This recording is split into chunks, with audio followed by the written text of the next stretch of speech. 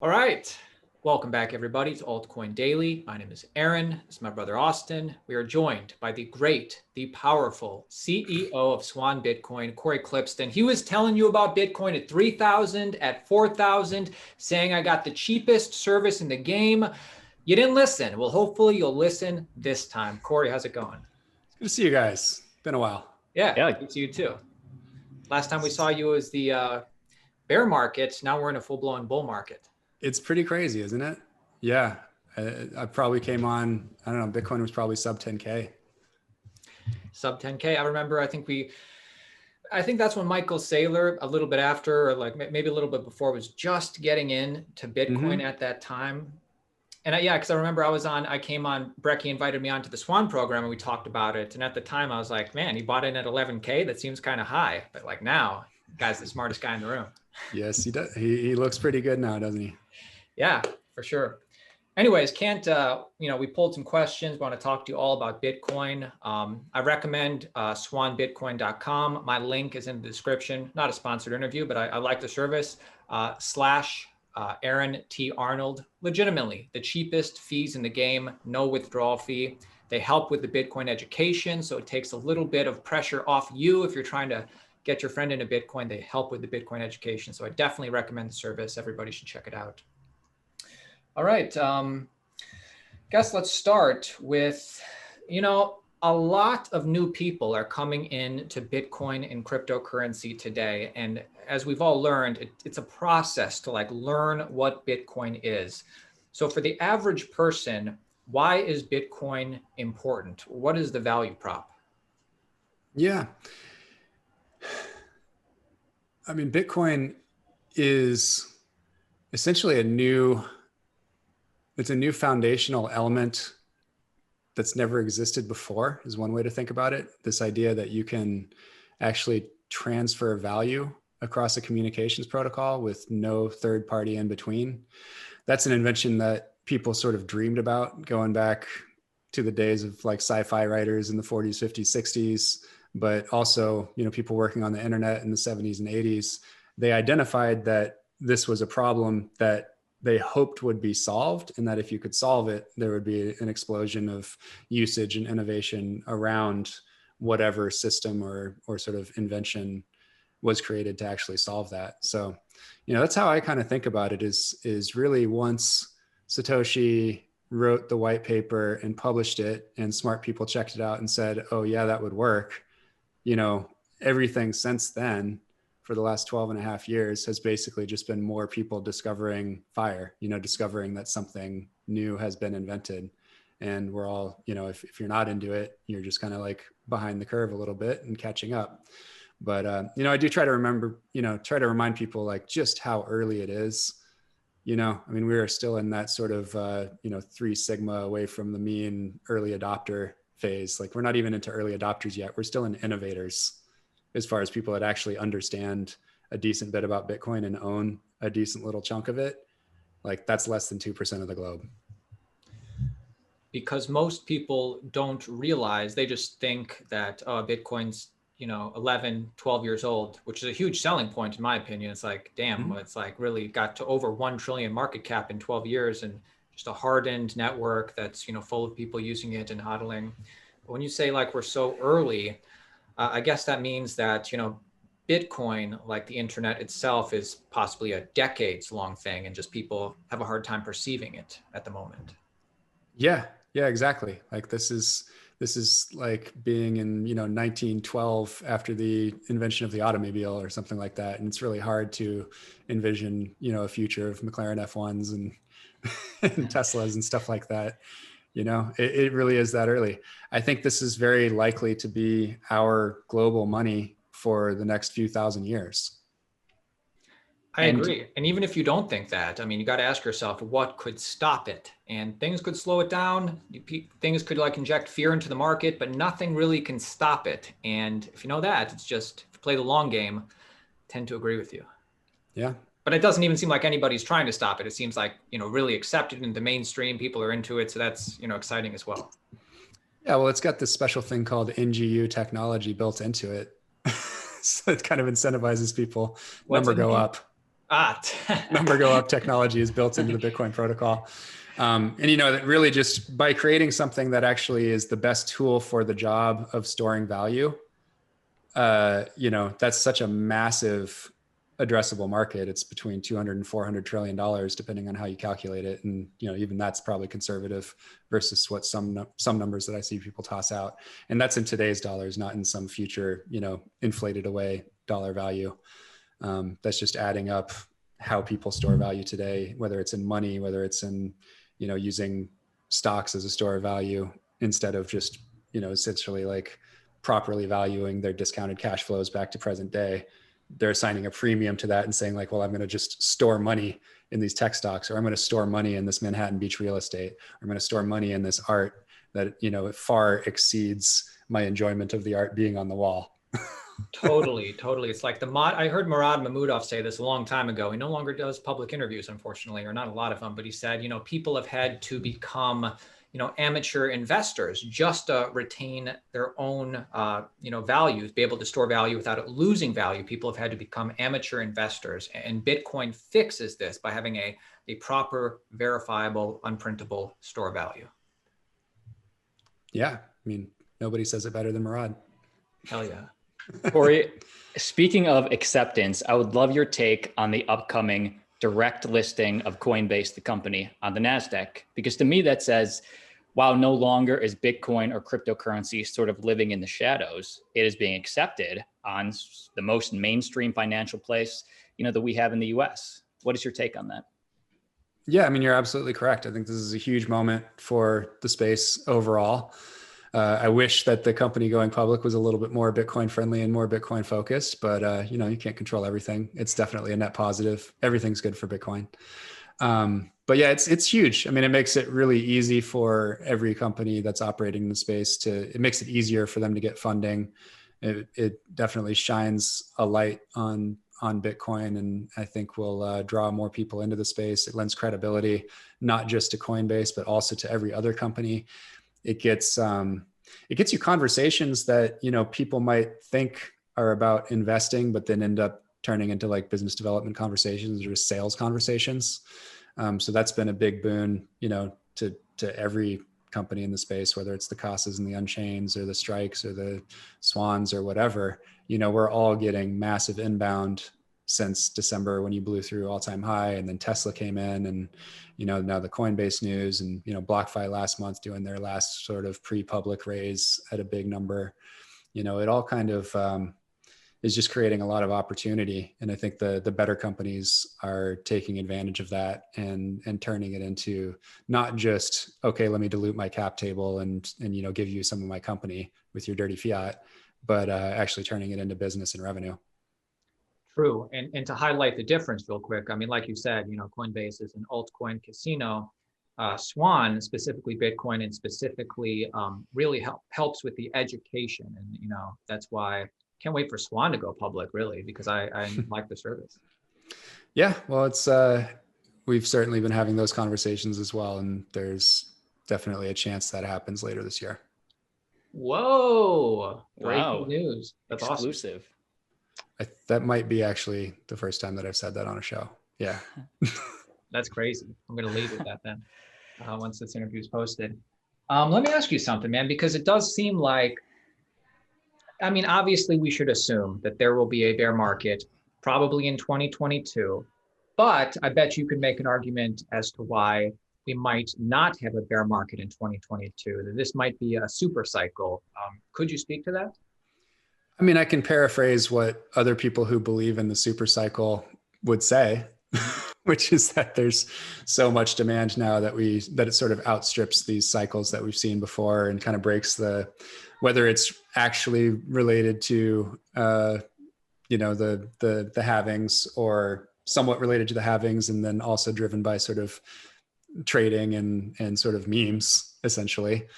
That you would break that cycle. I've believed for years that we'll break that cycle in 2025 or 2029. I just don't quite, personally, I don't think we're quite ready. I think that some of the corporate buyers and fund buyers that have been piling in right now, it's not enough of them, in my view, that really know exactly what they're doing and have the right thesis around it. I think a lot of times they've been drawn in by narratives that are kind of weak and a less than full understanding of Bitcoin that will essentially leave them with paper hands. So if they're buying it at 50, the price goes to 300 and it drops to 200, I think a lot of them will just be like happy with their 4X and they're not going to hold, and they'll sell, and that'll drive the price back down to like 80 or something like that. So, when you look at like bottom to bottom, the bottom of, $180 to the bottom of 3,150 in December of 2018, right now we're sitting at like, pretty close to 20X the bottom of the last cycle, so I don't necessarily have an opinion one way or the other, like where the price is going to go. But the idea behind the super cycle is that there's so much demand and so much understanding and so many people like piling into the space.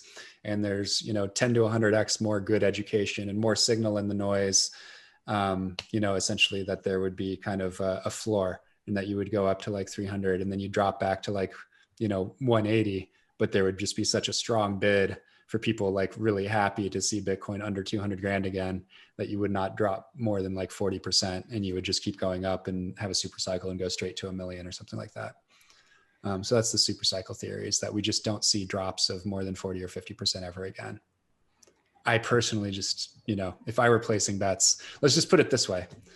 I would gladly take a bet if somebody wanted to say for the next decade, there will not be a drop of more than 50%, I would take the other side of that bet. I heard, I love the fact that I love, I watch a lot of the time Swan's YouTube channel, and you guys were putting up the Clubhouse. I don't have an iPhone, so I can't access those Clubhouses. But sounds like you heard my argument with Bitcoin Tina a couple of days ago. Yeah. And Jimmy Song was there too. You guys were taking bets because some people, it was a Bitcoin Tina who was like, no, we're never going to see that again. And then it's like, we probably will though. He backed off it once we actually defined what it is. Like even he would never take a bet that there won't be a 50% drop again.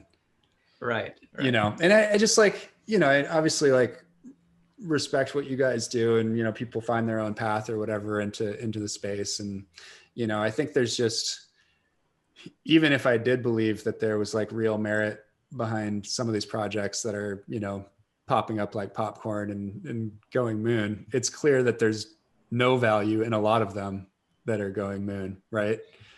So even if you had, most of them. Right. And so, I think that's just proof that there's just too much noise still in the market. And, every day I'm given another signal that there's just dumb money and, sort of mercenary promoters jumping all over NFTs, or, the idiots with a megaphone piling into the space, like, Mark Cubanana and Mr. Blunderful, with their horrible takes on Bitcoin and altcoins and just like ruining things, just like literally getting people wrecked.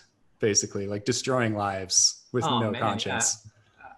I feel you. I think maybe I take a more, kind of like free market approach, but I agree with you, man. Like, 99, I mean, I say, dude, the only like sure thing at this point is Bitcoin. Everything else is centralized, like beyond this bubble, which I was, fully prepared to go into this bull market thinking that maybe people would think like you do, or like that Bitcoin is the only valuable thing because of everything that we know. I was actually surprised to see the people like the Mark Cubans, or even like McDonald's is selling NFTs, or Tekashi 69. I can't believe how like, it doesn't even feel like we're near the top necessarily. Right. Not that there can't be a local top, but it just surprised me how, early in this year that this happened.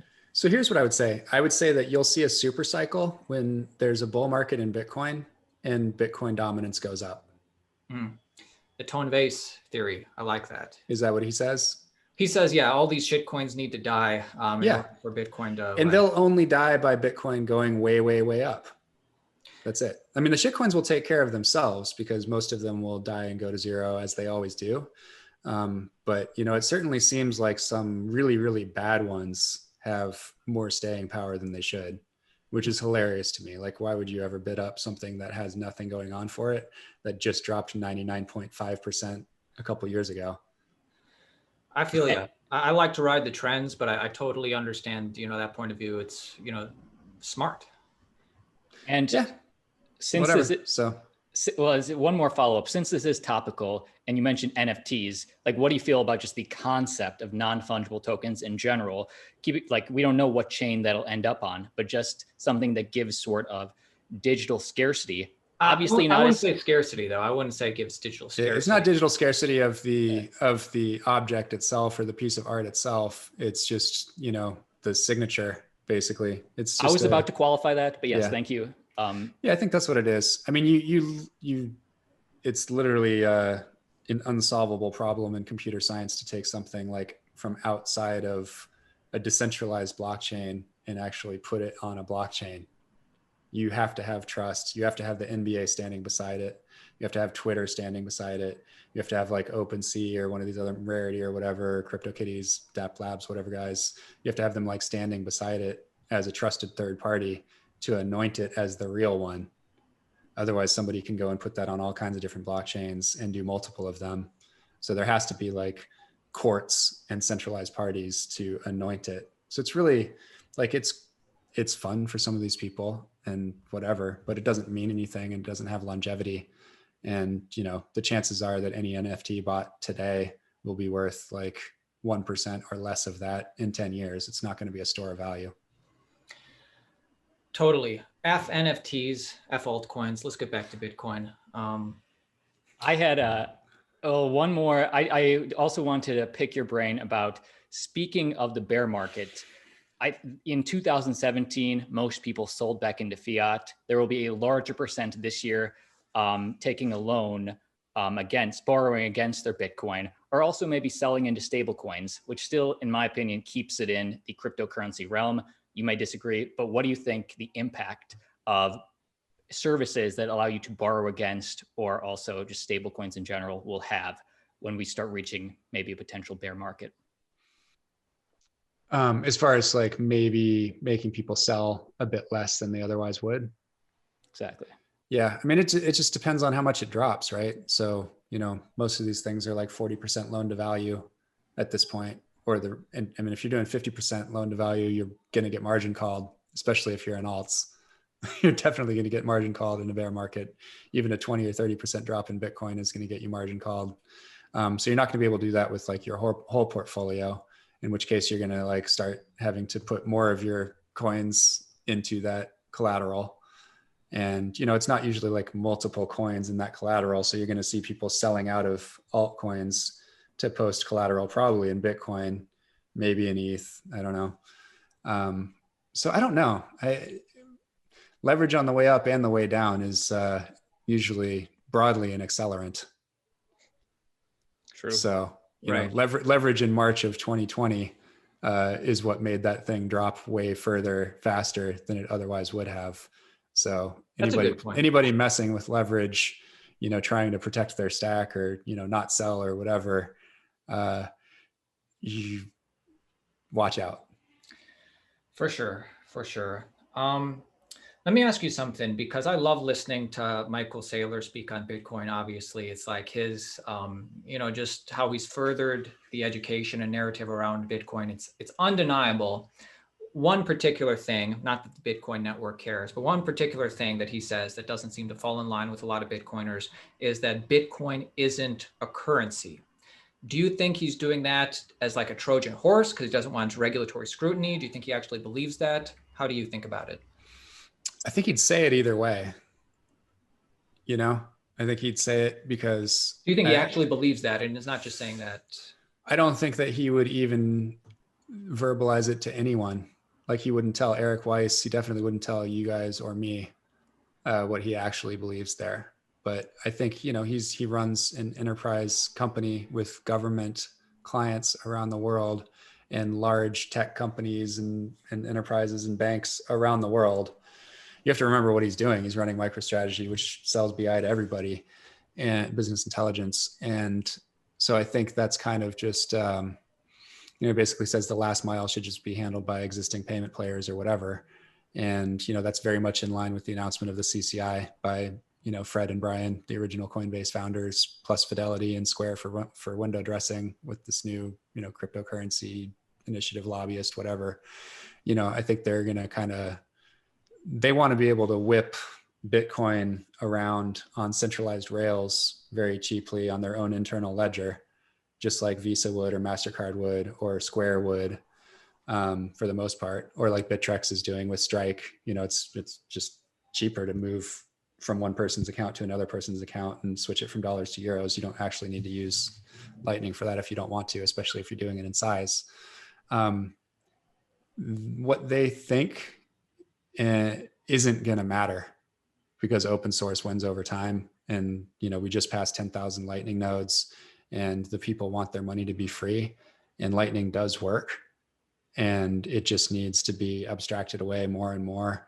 And, the centralized Lightning wallets need to start to feel more like Cash App, and the decentralized wallets need to start feeling more like the centralized wallets. And like little by little, companies like Umbrel will come out and have sort of like your node plus Lightning plus your whole Bitcoin life, like just there in something you can buy, and it's plug and play and ready to go. You can't stop this. Like Linux wins, the internet wins over Microsoft's intranets, and Lightning wins over these centralized payment rails over time. It'll be a while though. True. And you bring up a good point that Bitcoin, while it is a hardened, battle-tested network, there is development going on. Lightning layer 2, but we also have upgrades, taproot and schnor to look forward to. For the new crypto investor, could you explain what? Wrong guy to ask to go deep on taproot and schnor. I got people for that. Okay, sure. Get Jan or Brandon or somebody like that on here to talk about it. But the short answer is they're very important for basically better transactions, for better privacy. I'm taking social signals on this one and haven't been able to dive super deep on that, other than to know that the people that I trust and care about in the space are super into it and want it to happen. You should have Guy Swan on. He just goes nuts over this stuff and geeks out about it constantly. And like, my eyes glaze over a little bit, but it sounds important and I'm super into it.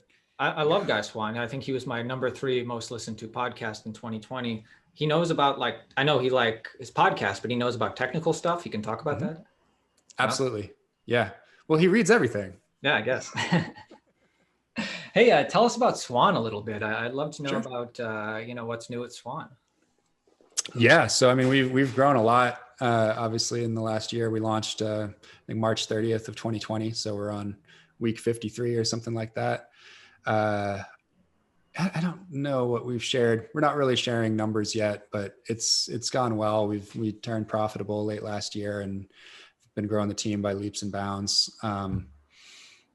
And I can just talk about things that we launched. So since the last time I was on here, our core product is automatic recurring purchases in the US, which is like an automatic pull from your bank account, automatic purchase of Bitcoin. You can leave it custody with us for free if you want to. Otherwise, we also have automatic withdrawal to any Bitcoin address. Usually people self-custody or their multi-sig setup.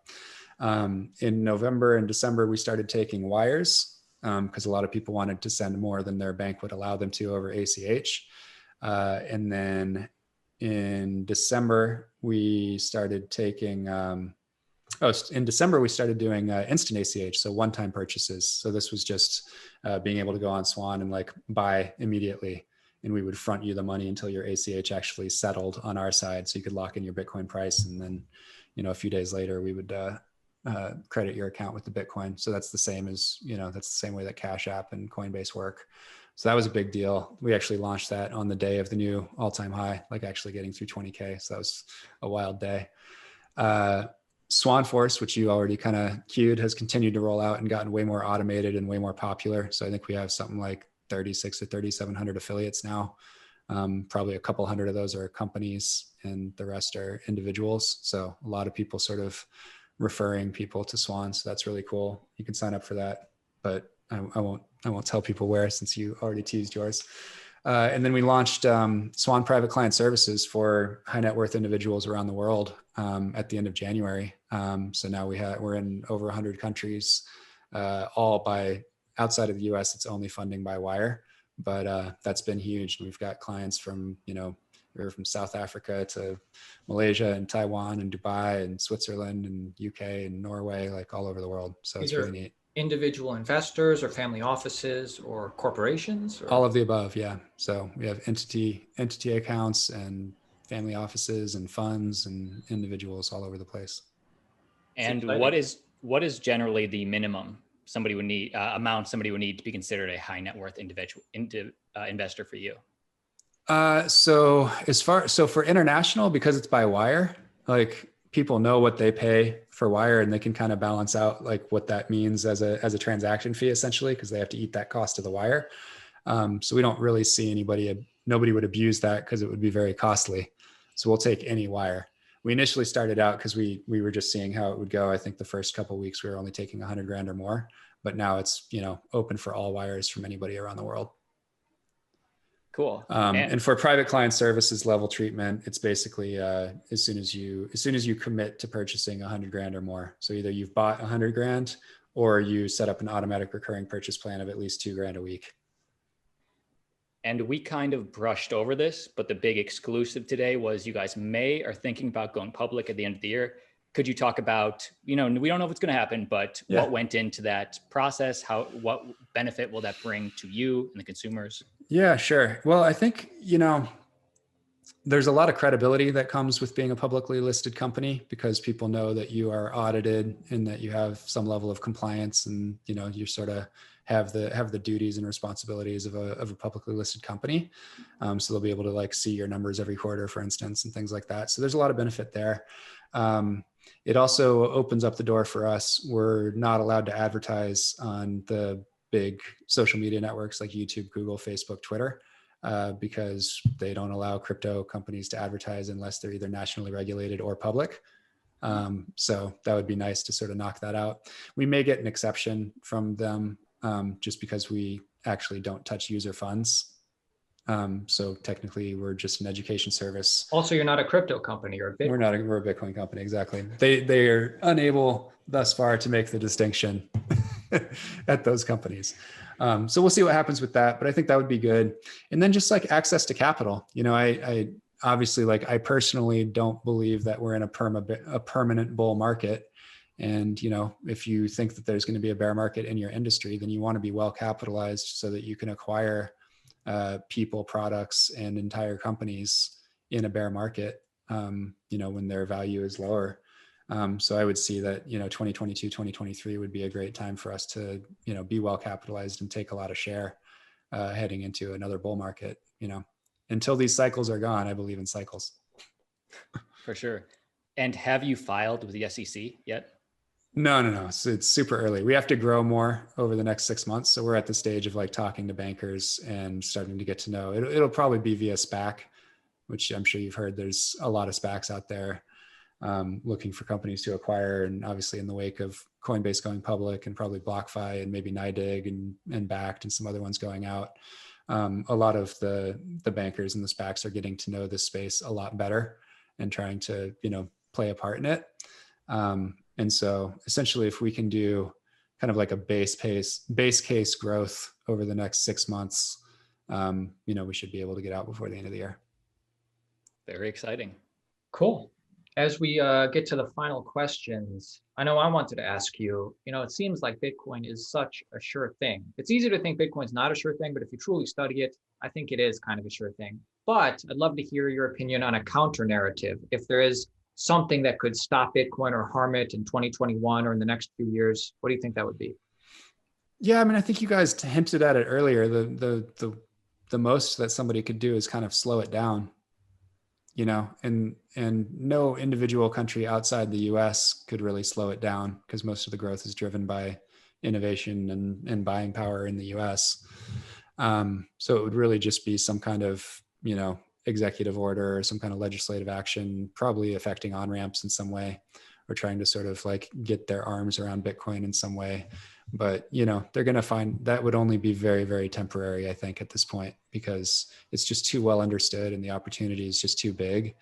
And the US would just start to fall behind so very quickly. I wrote a piece called 10 Million Bitcoiners a little over a year ago. That was kind of the mission statement for the company just before we launched. And a lot of that was around thinking that we needed to inoculate against that, because I was kind of assigning a mid single digit percentage chance of something like that happening.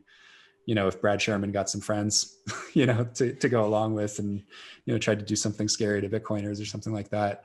And I think between, Paul Tudor Jones and Saylor and Skybridge and Tesla and all the stuff that's happened in the 12 months since then, I now assign that percentage chance of some sort of like major adverse action by the US government against Bitcoin sub 1% now. I think it dropped by 90%.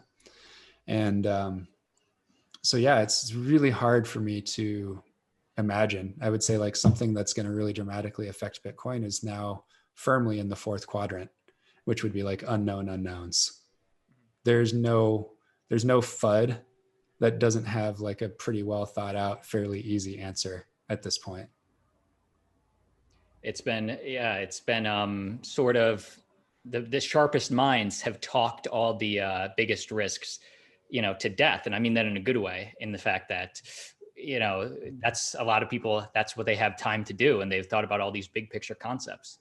Yeah. One thing I just thought of that I would love to get your opinion on, with PayPal and MasterCard and Visa all getting into cryptocurrency, specifically going on CNBC and talking about this is going to be great for merchant use. Do you see the US changing their tax regulation on Bitcoin specifically anytime soon? I mean, they will eventually, because it's in their interest to do so, because at some point they're going to need it in their reserve. And the best way to do that is going to be to incentivize spending. So they'll actually at some point probably create tax regimes that encourage spending of Bitcoin so that they can take some of your Bitcoin in taxes. I don't know if they'll do anything prior to that move. That move to me feels like it's probably, 10 years away. I got to credit Stephen Lubka for coming up with that on the spur of the moment in a Clubhouse conversation back in January. You guys should have him on for sure at some point. But yeah, I don't know.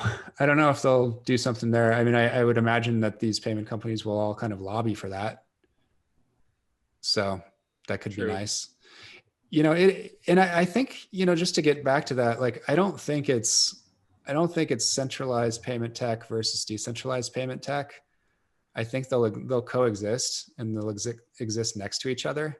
I just think anyone that thinks that it's only going to be centralized doesn't understand history or is just, talking their book. Interesting.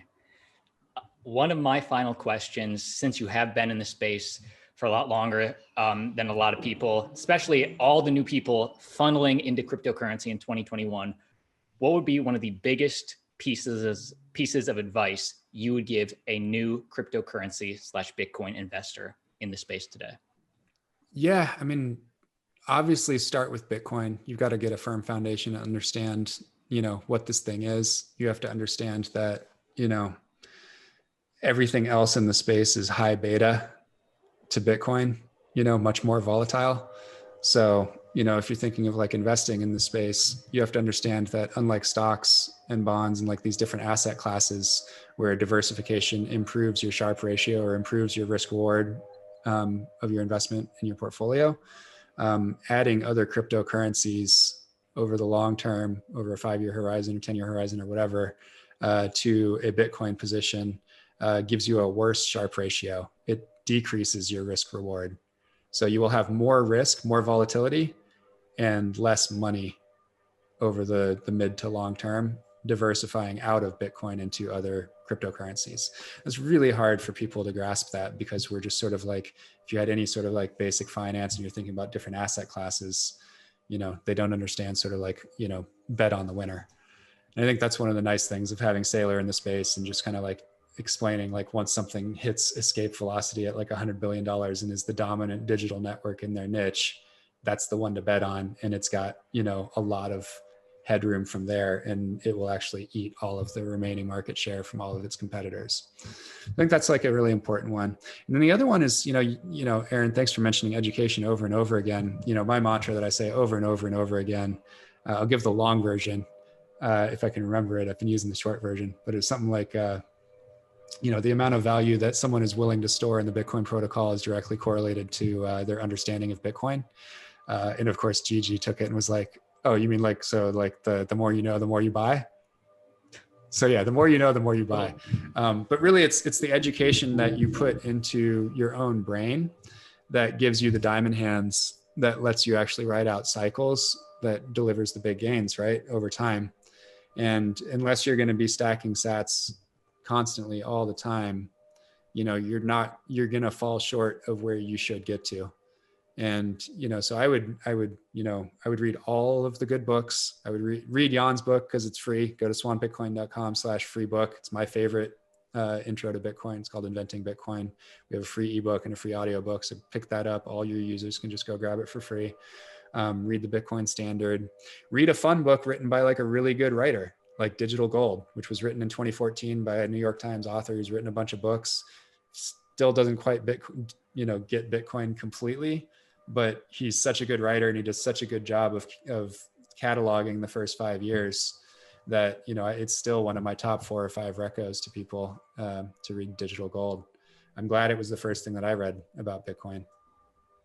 And I would add to that, I really like Dan Held's Planting Bitcoin series that's free online, where he describes how Bitcoin wasn't just created based on nothing. It was like planted specifically and solved all these problems. And he pulls a lot from the Bitcoin Standard and other things that were written. That's a good Planting Bitcoin is great. I mean, if we're going to do articles, still the number one URL that I send to people to this day is The Bullish Case for Bitcoin by Vijay Boyapati, right? Which was all the way back in March of 2018. And it's still the best single article on Bitcoin. Right. And Dan Held's Planting Bitcoin actually uses some of that, or a lot of it, I think. Yeah. But I would totally echo what, you said about, obviously, Bitcoin only, stay away from altcoins. In my personal opinion, definitely all of these altcoins are 99%. I think some might make it, but definitely the ones we have now, 99% going to trend to zero versus Bitcoin eventually. I think 2021 is similar to 2017, but people don't realize. I think that's something everybody who's been in the bear market realizes, that these altcoin gains are fleeting. Maybe you don't even want to chase them.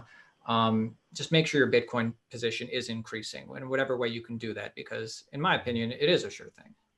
Yeah. Yeah. And, look at these popcorn alts now, and look at them in Bitcoin terms versus their all-time high in Bitcoin, right? So you got Ripple back to $1 or whatever, but it's, I think it's still down, 90% in Bitcoin terms from its all-time high, because right. Bitcoin's way up from the last time that Ripple was $4 or whatever in the first week of 2018 or something like that. These things, they'll all pretty much die eventually.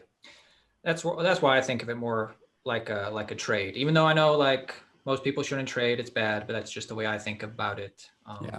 But either way. Yeah. And listen, man, I have a lot of trader friends. That's how they make money. Yeah. They're really, really good at it. Most people are not really, really good at it. And they're mostly giving money to my friends. Right. Right. And people just don't realize that you want to make sure your Bitcoin stack is increasing, because like you said, with XRP, right. Given enough time, at most 3 years, but it could be a lot smaller, it's going to just lose value continually versus Bitcoin. And it's hard to see that if you're just looking at it versus USD. That is the problem. If you're thinking in fiat terms versus Bitcoin terms, yeah, you've got to start to shift your mind and use Bitcoin as your base currency, basically. Cory, my final question, and this is just a fun one we like to ask a lot of our guests. Bitcoin at the end of this cycle, above $250,000 or under? Oh, the peak? The peak. So the peak, basically, do we have another 4x from here? Yeah. 4.5x.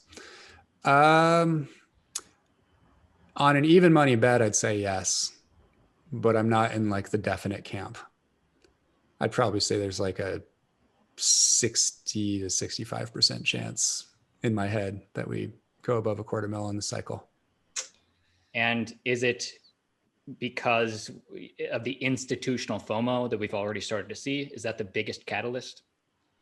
Yeah, that's the biggest catalyst. And again, I think the reason that I am not as bullish as I was probably 3 months ago is because I thought we might have less froth in all the dumb stuff around Bitcoin and less opportunists coming in. I kind of thought that maybe we would have more signal in the noise, and that some of the people that had been sort of, down for Bitcoin in a bear market wouldn't start go promote NFTs and start doing token deals for Bitcoin companies and stuff like that. Like I was kind of a little bit more hopeful about some of the people that claim to be down for Bitcoin, but they all are kind of showing their stripes now. And it's kind of giving license to the new people coming in that have big voices.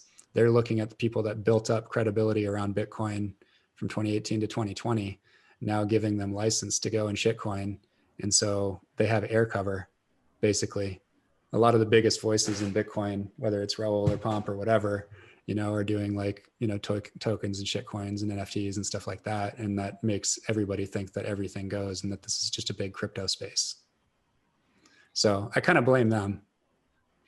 I mean, there's things about those guys I respect, but as you said, it is an interesting shift because now I think, is there something there? I of course, I tend to, agree with, why Bitcoin will win in the end, but now it's, what you said is right. Now it's like, oh, a lot of different signals, noise, Yeah. Yeah. I mean, I think, I mean, I would say like, I'd probably give like versus what I thought the peak could have been had I not seen this behavior really since January. I'd say like the last 3 months have just been really bad for people just getting super mercenary and greedy.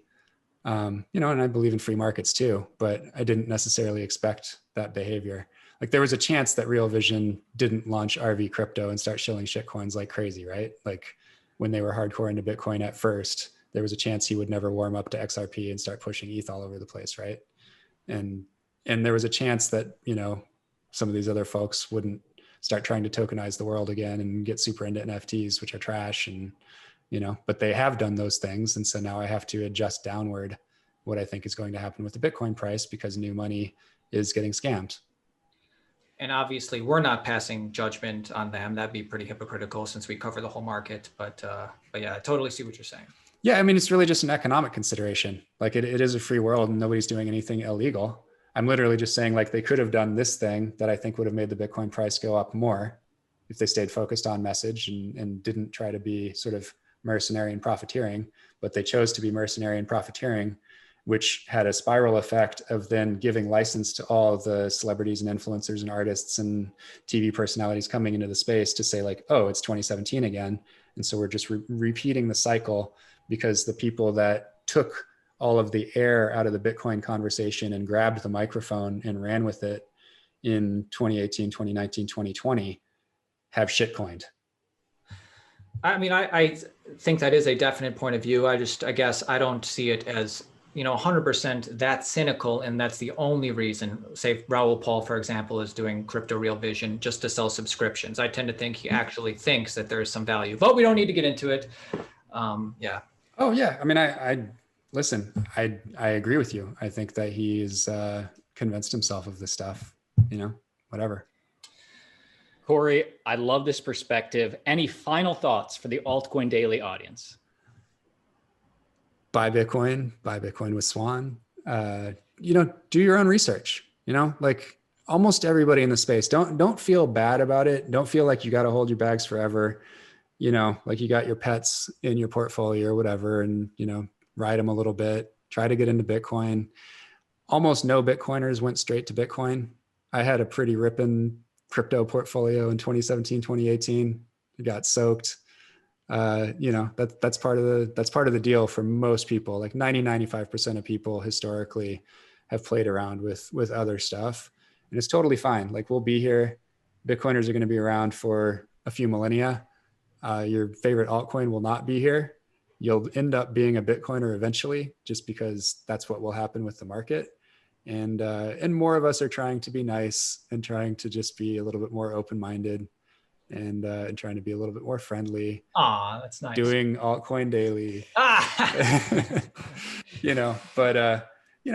There are a lot of nice Bitcoiners out there. It's not a monolith. It's not one tribe. It's not one monoculture at all.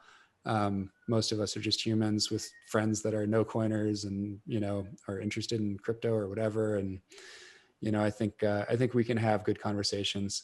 I'm very bullish on, I've been trying to tell, any Bitcoiner I can talk to, like, go and do crypto podcasts, go and do tech podcasts, go and do any blockchain podcast that will have you on.